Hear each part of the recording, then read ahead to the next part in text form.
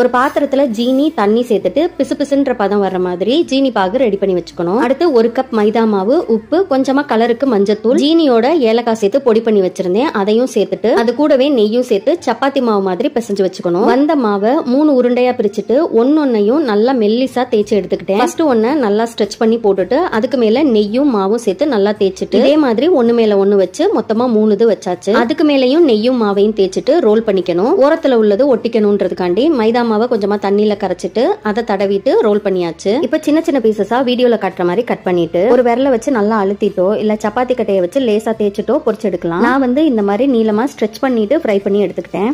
Medium ஃபிளேம்ல வச்சு fry பண்ணிக்கணும். Dust பண்றதுக்கு மைதா மாவு ரொம்ப சேர்த்தீங்கன்னா பொரிக்கும் போது அப்படியே கருப்பு கருப்பா வரும். கொஞ்சமா சேர்க்கணும். நல்லா தட்டிட்டு ஃப்ரை பண்ணா அந்த மாதிரி வராது. சூடா இருக்கும் போதே ஜீனி பாகுல சேர்த்து உடனே எடுத்து இல்லாட்டினா ஜீனியை பவுடர் பண்ணிட்டு அதுல பெரட்டி கூட எடுத்து வைக்கலாம். இந்த தீபாவளிக்கு சுருள் பூரி ட்ரை பண்ணி பாருங்க. இன்னொரு வீடியோல பார்க்கலாம்.